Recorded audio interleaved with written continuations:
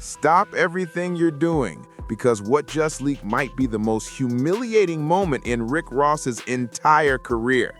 The boss himself, exposed by none other than Meek Mill, his own protege, his right-hand man, the guy who used to call him Big Bro.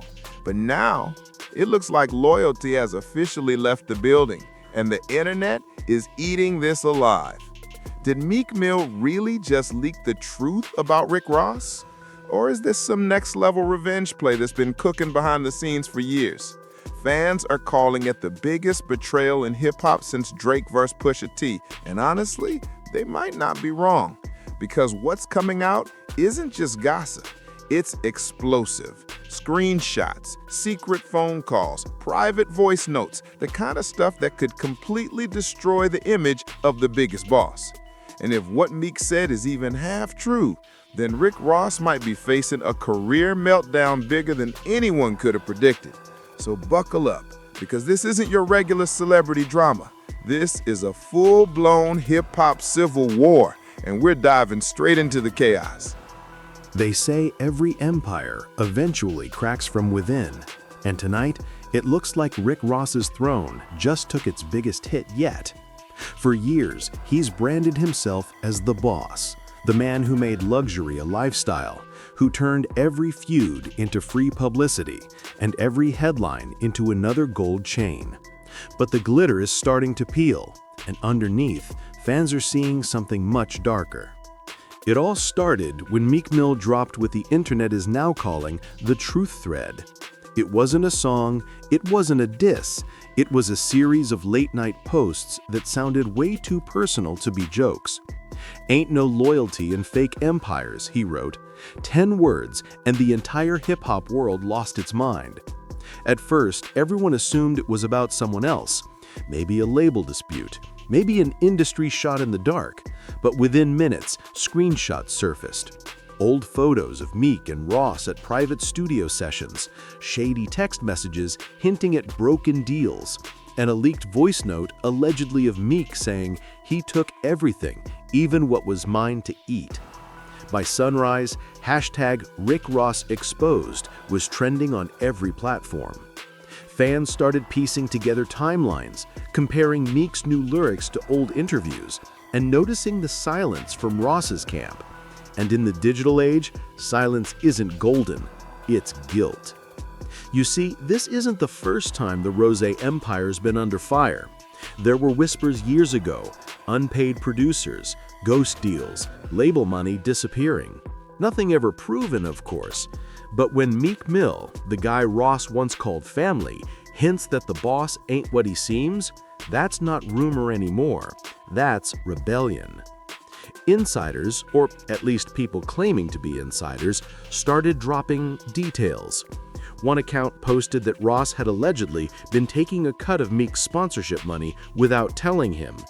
Another said that the Wingstop King had used Meek's name to close private business deals overseas. Fake or not, the claims spread like wildfire. Meanwhile, fans began pulling receipts. They pointed out how Ross's social media pages had been unusually quiet. No flexing cars, no gold bottles, no lavish parties.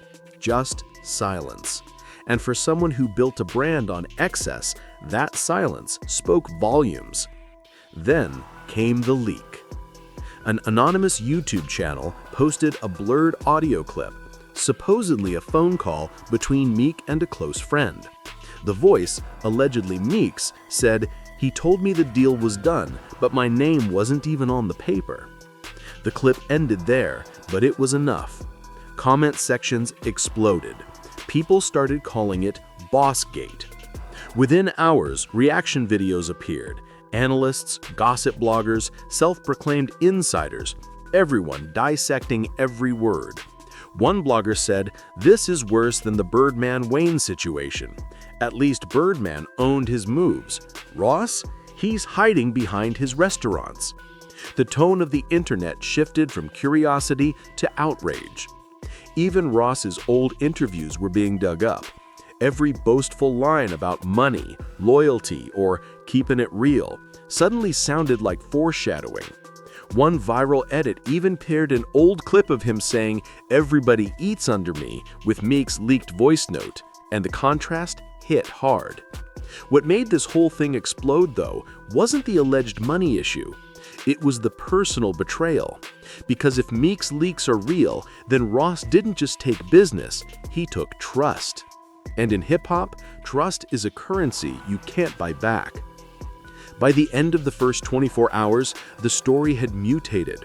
Some said there were more leaks coming. Others claimed Meek had proof of hidden offshore accounts, shady contracts, and deals signed in silence. A few even joked that the next mixtape should be called "The Boss Gets Bossed." The memes came fast. Photos of Ross edited as a monopoly banker, Meek holding fake contracts, fans captioning, "The student becomes the teacher." But underneath the humor, there was tension.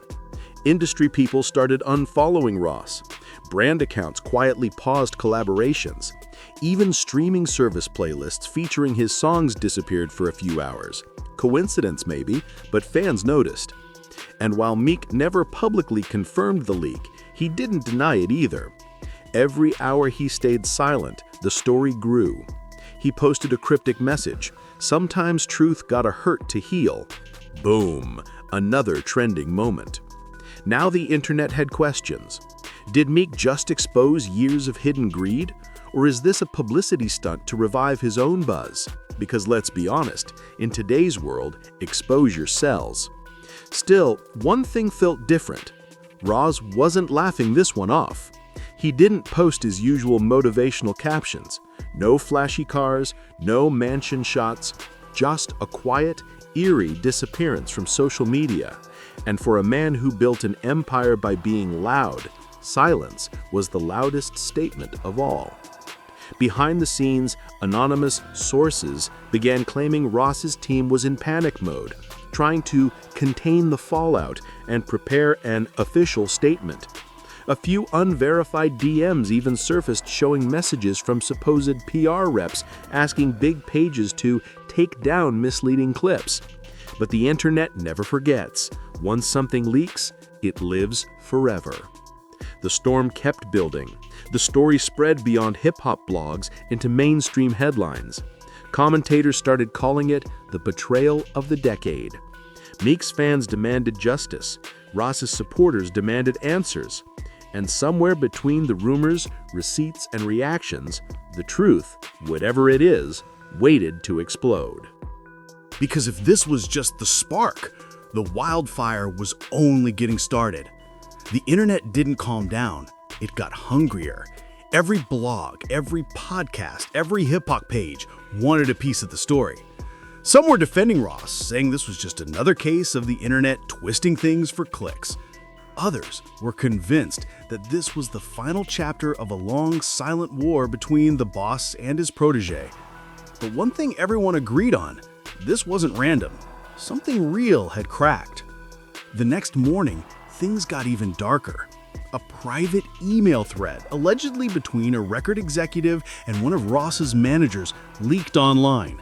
It showed discussions about contract revisions, royalty cuts, and a note that read, "Keep me calm till tour ends." Whether fake or not, fans believed it instantly. The email spread across Reddit, X, and TikTok like digital fire.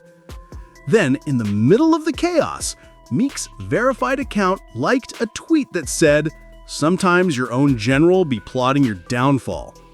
That single like became front-page news. Blogs framed it as confirmation, screenshots flooded timelines. Everyone started saying Meek had officially declared war. That's when old wounds started reopening. Fans remembered the tension years ago when Meek hinted that label politics almost cost him his freedom. Back then, nobody pointed fingers, but now, people started connecting dots. Old interviews, deleted tweets, offhand remarks. One resurfaced clip showed Meek saying, "Some people only want you to win under them. Once you grow, you a threat." And suddenly, it all started to make sense to people. They began painting a picture. Ross wasn't just a mentor. He was a gatekeeper, a man who built others up only as long as they didn't outshine him. But here's where things really flipped. A new voice entered the conversation. DJ Khaled, someone close to both men, went live and said, "Loyalty goes both ways. You can't bite the hand that fed you, but you also can't starve the ones who helped you cook." He didn't name names, but the message hit right in the middle of the storm. Fans flooded his comments, demanding clarity. He ended the live abruptly, which only fueled more speculation. Meanwhile, someone claiming to be part of Ross's inner circle dropped an anonymous post saying, "Y'all don't even know the half of it. The empire been rotting from the inside for years." That post got over 500,000 views in a few hours. People started reposting old videos of Ross's entourage, pointing out who was missing now. Suddenly, every silence, every missing feature, every subtle lyric was being treated like evidence in a crime case. Then came the second audio clip. It surfaced from the same mysterious YouTube channel that posted the first one. This time, the voice, allegedly Meek again, said, "I signed loyalty, not slavery. I gave him my best years and he cashed them in." That line shook the internet. It was personal, poetic, and painful. Reaction videos started popping up instantly. Some creators broke down his tone, his pauses, even his breathing. They said he sounded hurt, not angry. And that difference mattered because it made the story more believable. Ross, meanwhile, was spotted at his Atlanta mansion in photos taken by paparazzi. He looked tense, not the usual confident boss we see surrounded by luxury cars and friends. Just one photo of him walking out with a phone to his ear became a meme. The caption everyone used was, "When the empire starts calling for refunds." Even radio stations picked it up. Morning shows debated whether Ross had gone too far or whether Meek was clout chasing. Listeners called in with divided opinions. Some said Ross gave Meek his platform, so he had every right to benefit. Others argued loyalty has limits, and that friendship shouldn't come with fine print. Meanwhile, smaller rappers and producers began dropping vague posts of their own. "Y'all finally seeing what we've been through," one wrote. That's when people realized, maybe Meek wasn't the only one. Maybe this was just the first domino. A few artists even began quietly unfollowing Ross, something that used to be seen as digital gossip, but now felt like an act of protest. And when a famous podcast announced they had exclusive inside info about the situation, fans stayed up all night waiting for the episode. When it dropped, it claimed Ross had manipulated contract clauses to stay in control of Meek's releases, allegedly making sure he couldn't release solo projects without label clearance. Once that rumor hit, everything exploded again. Now this wasn't just betrayal, it was control. Fans called it modern-day industry slavery. Petitions started forming online for Meek to go independent and tell his story. It had become bigger than the two of them. It had turned into a cultural debate about the music business itself. And while all this was unfolding, Ross posted for the first time in days a photo of his private jet with the caption, "Real bosses don't explain." That single post broke the internet. Half the comments were cheering him on, the other half accused him of arrogance. Some even edited the photo, writing, "Real bosses don't pay either." It was chaos, digital war, fought through memes, lives, and leaks. But behind all the noise, something more dangerous was brewing. Journalists began hinting that Meek's camp had more evidence. One reporter tweeted, "If y'all think it's over, you haven't seen the receipts." Within hours, hashtags like #RossReceipts and #FreeTheFiles were trending. TikTok detectives began connecting the dots between companies Ross owned and alleged money trail reports. Whether real or fantasy, it looked convincing. And as the fire kept spreading, other rappers started picking sides, subtly. Some dropped lines and freestyles, others reposted old Meek videos about loyalty. Even a few mainstream stars liked tweets that favored Meek's side. That's when it hit everyone. This wasn't just about one betrayal. It was about reputation. The boss image Ross had built for over a decade was now hanging by a thread, and every second online was pulling that thread tighter. But even as things spiraled, both men stayed silent. And that silence turned the situation into a storm without an anchor. Every new leak, every cryptic post, every alleged insider message became another spark. The world watched, waiting for someone, anyone, to speak truth. But the truth wasn't coming easily, because the next thing to drop wasn't just another leak. It was something that would shake both their names forever. And then, like a thunderclap, it dropped. A full 8-minute voice note posted anonymously on a random SoundCloud account titled The Real Boss Tape. Within minutes, it was everywhere. YouTube channels re-uploaded it, Twitter flooded with clips, and fans called it the final nail in the coffin. The voice in the recording, alleged to be Meek's, laid out a story that sounded too detailed to be fake. He talked about deals gone wrong, unpaid royalties, and ghost names used to collect brand money. He mentioned private jets, cash kickbacks, and loyalty bonuses that were never paid. He never said Rick Ross's name, but he didn't have to. Every reference lined up perfectly with details fans already knew. Imagine signing a brotherhood and realizing it was just paperwork. The internet lost its mind. Comment sections turned into battlefields. Ross finished started trending right next to Meek the Truth Teller. Reaction videos flooded feeds. Influencers paused their content just to talk about it. Even people outside hip-hop, vloggers, fashion bloggers, YouTube comedians started chiming in.